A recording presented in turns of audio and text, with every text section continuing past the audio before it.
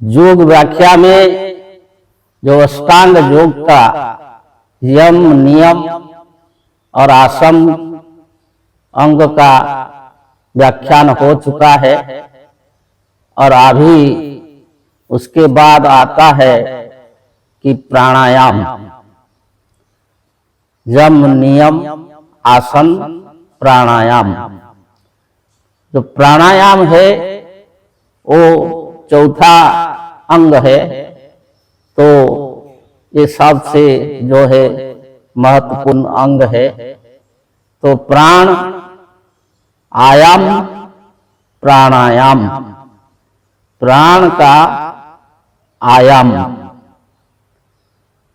तो उसके बारे में जो है पहले जानेंगे कि प्राण क्या है, किसको प्राण कहते हैं। तो जो ये संसार में, ये सृष्टि में दो ही तत्व है, एक जो है जड़ है और दूसरा चेतन है। तो चेतन जो है वो आत्मा है और आत्मा जो चेतन है वही चेतन का जो चेतनता है। जो चेतन होगा वो जो हिलेगा, चलेगा और क्रियाशील होगा। तो वही जो आत्मा का, जो आत्मा की चेतनता, जो वही है प्राण। जो आत्मा की शक्ति है, जिस शक्ति के द्वारा आत्मा ये सारे सृष्टि और ये सारे प्रबंध करती है। तो जो प्राण है वो जो शक्ति है उसको जो है अज्ञात शक्ति बोला जाता है। और वही प्राण से जो प्राण का जो बाहरी क्रियाशील रूप है उसको मन बोला जाता है। और वो जो मन है वो जीव का ही जो क्रियाशील अवस्था है। तो जो मन है वो ये शरीर के बाहर, ये जो शरीर में जितने इंद्रियां हैं, जो हमने पहले बताया था 5 ज्ञान इंद्रियों और 5 कर्म इंद्रियों, ये 10 इंद्रियां हैं। तो ये 10 इंद्रियां को लेकर के और मन ये बाहर संसार में रहता है।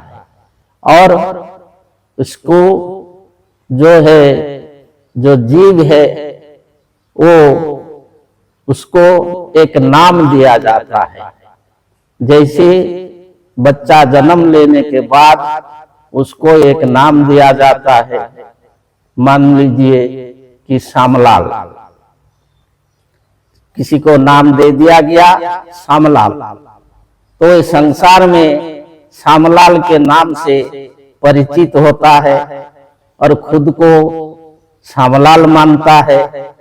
और वही श्यामलाल कहता है कि मैं श्यामलाल हूँ, ये मेरा घर है, ये मेरा परिवार है, ये मेरी संपत्ति है, मैं एक बड़ा धनाढ्य व्यक्ति हूँ, मैं जो है एक अफिसार हूँ, या मैं दरिद्र हूँ, या मैं रोगी हूँ, या मैं दुखी हूँ, ये सब वही जो है श्यामलाल नामधारी हो करके ये बाहर संसार में अपना परिचय लेता है।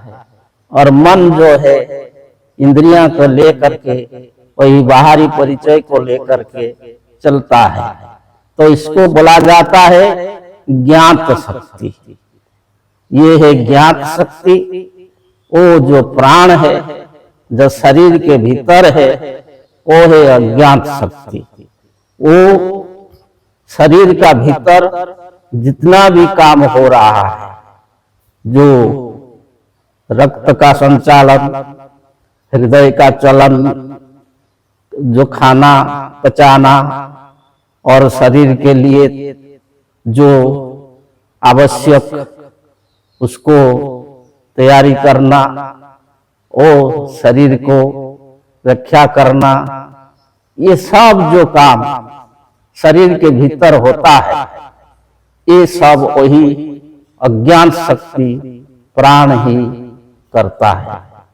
और ये प्राण जब शरीर से निकल जाता है आत्मा के साथ, तो क्योंकि आत्मा और प्राण में कोई फर्क नहीं है, और पर्यायवाच में जो है मन, आत्मा, प्राण, ये सब अलग शब्द क्रिया के लेकर के हुआ है, परंतु देखने में भी, मानने में ये सब एक ही वस्तु है। तो जो है ये चार जो विभाग है, एक है शरीर, और दूसरा है मन, और तीसरा है प्राण, और चौथा है आत्मा। शरीर, मन, प्राण और आत्मा। शरीर है अन्नमय कोश, और उसके बाद जो है आता है प्राणमय कोश, उसके बाद आता है मनमय कोश, और उसके बाद आता है आनंदमय कोश। लेकिन क्या कि आत्मा स्वयं आनंदमय सच्चिदानंद है। और योग शास्त्र में योगियों ने भी एक विज्ञानमय कोश बोलते हैं, लेकिन जो प्राणमय और विज्ञानमय ये एक ही तत्व का बात है।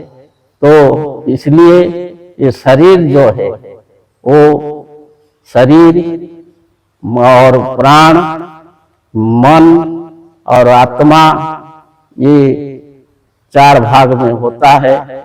और इसे जो प्राण है यही सबसे जो श्रेष्ठ है, कि वो रहने से ही ये सारा शरीर और मन, इंद्रियां, ये सब जीव, ये सब रहते हैं, परंतु प्राण निकल जाने से ये सब निकल जाते हैं। तो इसको मृत्यु बोला जाता है। इसके बारे में और आगे भी बताएंगे। जय जय।